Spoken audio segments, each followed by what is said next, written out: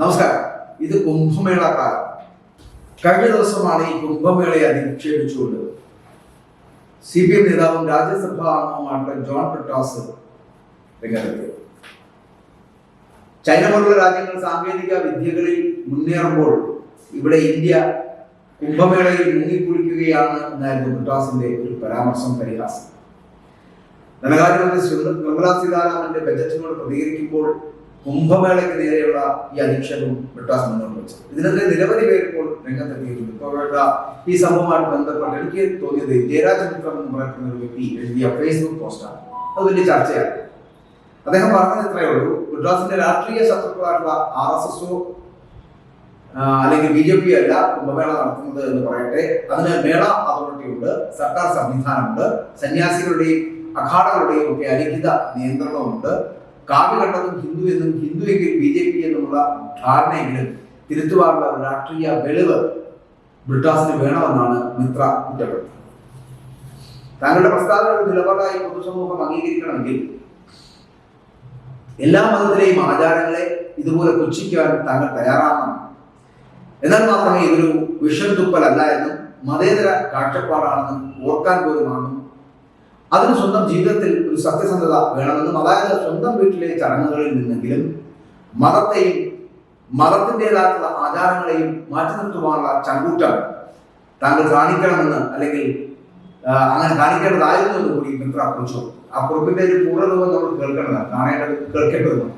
കാരണം കുംഭമേളയെ കുറിച്ച് ജോൺ ബ്രിട്ടാസിന്റെ വിവാദ പരാമർശം കേട്ടപ്പോൾ മിത്രയ്ക്ക് കിട്ടിയ അറിവ് വെച്ച്, അല്ലെങ്കിൽ തനിക്ക് കിട്ടിയ അറിവ് വെച്ച് ബ്രിട്ടാസിന്റെ സാമ്പത്തിക രാഷ്ട്രീയ ഉപദേഷ്ടാവാൻ തനിക്കൊരു പൂതിയുണ്ട് എന്നാണ് അദ്ദേഹം എഴുതുന്നത്. ഒന്നാമത്തെ കാര്യം, ബ്രിട്ടാസിന്റെ രാഷ്ട്രീയ ശത്രുക്കളായിട്ടുള്ള RSS അല്ലെങ്കിൽ BJP ഒന്നുമല്ല ഈ കുംഭമേള നടത്തുന്നത് എന്ന് പറയട്ടെ.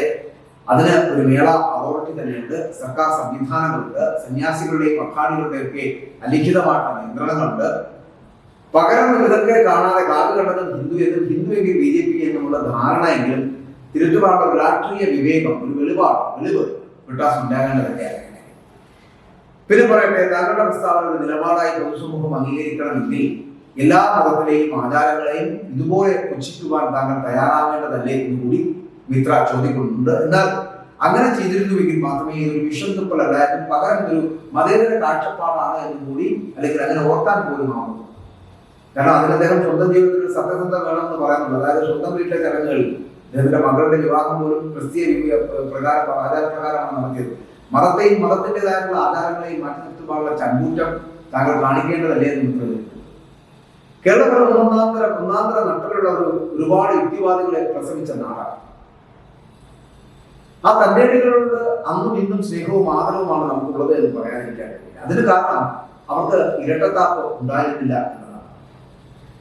ജാതിയും മതവും കുറിയും കാപ്പിയും ഒക്കെ മറന്ന് കുറച്ച് കച്ചവടം പറഞ്ഞാൽ ഒരുപക്ഷെ അങ്ങേക്ക് മനസ്സിലാകുമായിരിക്കും എന്ന ധാരണയിൽ കുറച്ച് കാശിന്റെ കാര്യം പറയട്ടെ എന്ന് മിത്ര കുറിച്ചു. കേരളത്തിന്റെ ജനസംഖ്യ 4 കോടിയിൽ താഴെ, ഭാരതത്തിന്റെ ജനസംഖ്യ 150 കോടി എന്ന് കണക്കാക്കാം. മഹാകുംഭമേളയിൽ 1.5 മാസക്കാലം എന്ന ഈ ചുരുങ്ങിയ സമയത്തിൽ വന്ന് ത്രിവേണി സംഗമത്തിൽ സ്നാനം ചെയ്ത് മടങ്ങുന്നത് 50 കോടിയിൽ പരം ആൾക്കാരാണ്. അതായത് ഇന്ത്യൻ ജനസംഖ്യയുടെ 1/3 ഇവിടെ ഈ 1.5 മാസത്തിൽ വരുന്നു എന്നർത്ഥം. കഴിഞ്ഞ ദിവസം ജനബാഹുല്യത്താൽ 350 കിലോമീറ്റർ ദൂരം ട്രാഫിക് ബ്ലോക്ക്. ഈ ബ്ലോക്കിൽ പോലും ഒരു സമകാല റെക്കോർഡ് നേടിയിരിക്കുന്നു. ലോകത്തിലെ ഏറ്റവും വലിയ മനുഷ്യ സംഗമം. ചൈന AI തരംഗം സൃഷ്ടിക്കുമ്പോൾ ഇവിടെ കുളി എന്ന് പരിഹസിച്ച ബ്രിട്ടാസിന് പണ്ട് കമ്പ്യൂട്ടറിനെതിരെ നടത്തിയ സമരം ഉണ്ടാകാൻ ജഗദീശനോട് ഞാൻ മുട്ടിപ്പായി പ്രാർത്ഥിക്കുന്നു. അതൊക്കെ പോട്ടെ, നമുക്ക് കച്ചവടം സംസാരിക്കാം. മേളയിൽ വരുന്ന ഒരാൾ ഏറ്റവും ചുരുങ്ങിയത് 5000 രൂപ ചിലവാണ്. ഇതാണ് UP സർക്കാരിന്റെ കണക്ക് എന്നാണ് പറയപ്പെടുന്നത്. അതിന്റെ പ്രതീക്ഷയുമാണ്. അതായത് ഏതാണ്ട് 2.5 ലക്ഷം കോടി രൂപയിൽ 2 ലക്ഷം കോടിയോളം രൂപ ഈ മേളയിൽ നിന്ന് മാത്രം ആ സ്റ്റേറ്റിന് വരുമാനമുണ്ടാകും. ഈ 5000 എന്നത് 10000 ആവാനും സാധ്യതയില്ല. അപ്പോൾ സംസ്ഥാനത്തിന് 1.5 മാസം കൊണ്ട് കിട്ടുന്ന വരുമാനം എന്ന് പറയപ്പെടുന്നത് 5 ലക്ഷം കോടി രൂപയാണ്. അപ്പോൾ ഇതിനായിട്ട് ചെലവഴിക്കുന്നത് എന്താണ്? വെറും 7000 കോടി രൂപ. 5 ലക്ഷം കോടിക്ക് ചിലവിൽ 7000 കണ്ണ് തള്ളിയിട്ടുണ്ടാകുമെന്ന് കരുതട്ടെ. ഇനി അടുത്ത കണക്കുകൾ പറയുന്നു. സർക്കാർ തന്നെ പുറത്തുവിട്ട കണക്കുകൾ അതാണ് പറയാൻ പോകുന്നത്. ഭക്ഷണം, പാനീയങ്ങൾ എന്നിവയുടെയൊക്കെ വിൽപ്പന വഴി ചുരുങ്ങിയത് ഏകദേശം 2 ലക്ഷം കോടി രൂപയുടെ വരുമാനം. എണ്ണയും വിളക്കും വഴിപാടുകൾ എന്നിവയിൽ നിന്ന് ചുരുങ്ങിയത് ഏകദേശം 20,000 കോടി രൂപ. ഗതാഗതം, ലോജിസ്റ്റിക് എന്നിവയിൽ നിന്ന് ഏകദേശം 10,000 കോടി രൂപ.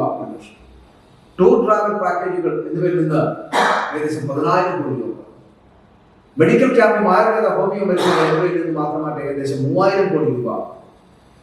ഈ ടിക്കറ്റ്, വൈഫൈ സേവനം, മൊബൈൽ ചാർജിംഗ് അല്ലെങ്കിൽ അത്തരത്തിലുള്ള ചാർജിംഗ് സ്റ്റേഷനുകൾ എന്നിവയിൽ നിന്ന് ഏകദേശം 1,000 കോടി രൂപ.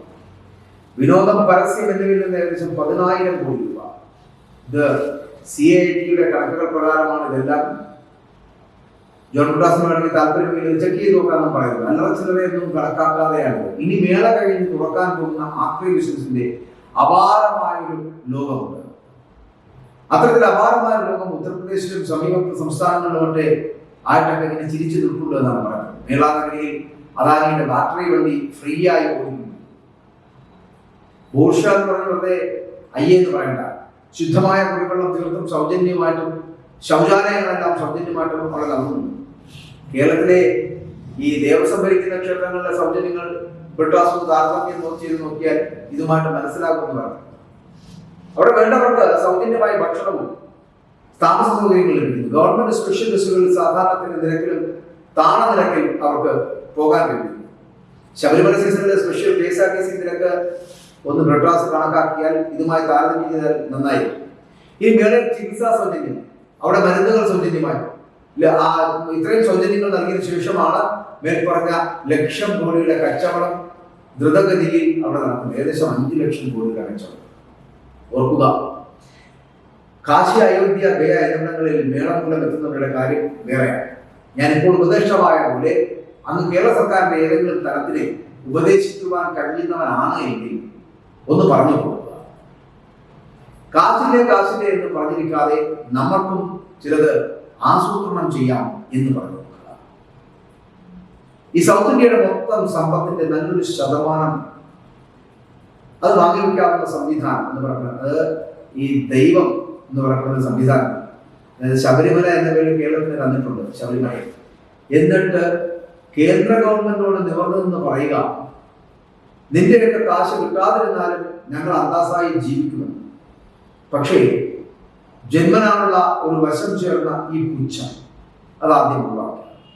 ഇനി അവസാനമായ വിനയത്തോടെ പറയട്ടെ, കുംഭമേളയിൽ ഭക്തിയോടെ ഒത്തുകൂടിയ ആരും തന്നെ ഭാരതത്തെ തകർക്കാൻ തീരുമാനമെടുത്തിട്ടില്ല എന്ന് പറയട്ടെ. ആരെയും ആക്രമിക്കാൻ ശബ്ദമെടുത്തിട്ടില്ല എന്ന് പറയട്ടെ. അട്ടിമറികൾക്ക് പദ്ധതിയിട്ടില്ല. ഗംഗാമയ്യ കി ജയ്, യമുനാമയ്യ കി ജയ് എന്ന് വിളിച്ചു പോകുന്ന ലക്ഷങ്ങൾ ഭാരത് മാതാ കി ജയ് വിളിക്കുന്നു. പലരുടെ കയ്യിലും ഭാരതത്തിന്റെ പതാക വരും. ജോൺ ബ്രിട്ടാസ് ഒരു ജനതയുടെ സത്യസന്ധവും നിഷ്കളങ്കവും സുതാര്യവുമായ ആചാരങ്ങളെ അപമാനിക്കുവാനും അവഹേളിക്കുവാനും ശ്രമിച്ച് സ്വയം കോമാളിയാവാനുള്ള താങ്കളുടെ സ്വാതന്ത്ര്യത്തെയും മാനിക്കുന്നു. അത് പക്ഷേ കാപട്യം നിറഞ്ഞതാണ് എന്നത് മാത്രമാണ് വിഷയം. ഇങ്ങനെ കുറിച്ചു വയ്ക്കാതിരിക്കാൻ കഴിയാത്തതുകൊണ്ട് മാത്രം ജയരാജ് മിത്ര ഒരു കുറിപ്പ് ഫേസ്ബുക്കായിട്ട് ഇടുകയും ചെയ്തു. ഇത് പറഞ്ഞ കാര്യങ്ങളോട് 100% യോജിക്കുന്നുണ്ടോ എന്ന് ചോദിച്ചാൽ എനിക്ക് അത്തരത്തിൽ യോജിക്കുന്നില്ല. എന്നാൽ ഈ പറയുന്ന വ്യവസായം അല്ലെങ്കിൽ ഒരു സംസ്ഥാനത്തെ കുറച്ചുകൂടി മുന്നോട്ട് കൊണ്ടുപോകുവാൻ കഴിയുന്ന തരത്തിലുള്ള ഒരു വ്യവസായ സംവിധാനം അതിലൂടെ ഒരു ബിസിനസ് അതിനകത്തുണ്ട് എന്ന് പറഞ്ഞാൽ അതിന് ചിലപ്പോഴായിരിക്കും. അപ്പോൾ കച്ചവടത്തെ ലക്ഷ്യമാക്കിക്കൊണ്ട് തന്നെ നടത്തുന്ന കുംഭമേള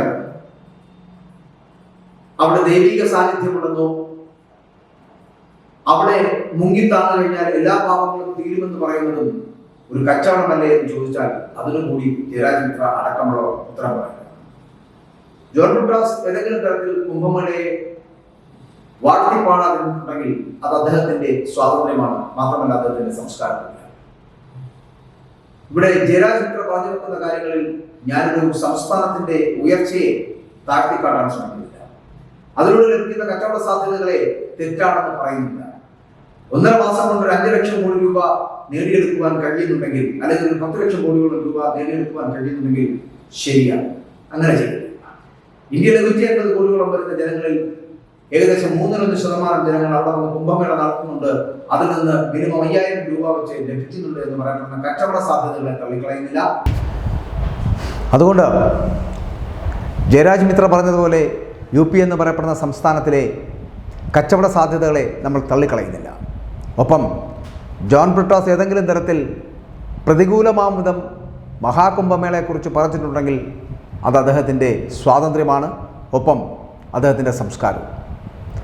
എന്തു തന്നെയായാലും ഒന്ന് പറയാനുണ്ട്, കുംഭമേളയാണെങ്കിലും ശബരിമലയാണെങ്കിലും എന്ത് സംവിധാനത്തിലൂടെയും അതിനെ വ്യവസായവൽക്കരിച്ച് വാണിജ്യവൽക്കരിച്ച് കച്ചവട സാധ്യതകൾ കണ്ട് ദൈവത്തെപ്പോലും നമുക്കിങ്ങനെ റീറ്റെയിലായും ഹോൾസെയിലായും വിൽക്കാൻ കഴിയുമെങ്കിൽ, അതിലൂടെ ഒരു സംസ്ഥാനം വികസന പാതയിലേക്ക് എത്തുമെങ്കിൽ നടത്തിക്കൊള്ളൂ. അത് കേരളത്തിലുമാകാം. ശബരിമലയിലെ അയ്യപ്പനും ഗുരുവായൂരിലെ കൃഷ്ണനുമൊക്കെ അങ്ങനെ വിൽപ്പന ചരക്കുകളാക്കാൻ നിങ്ങൾ തയ്യാറാകും.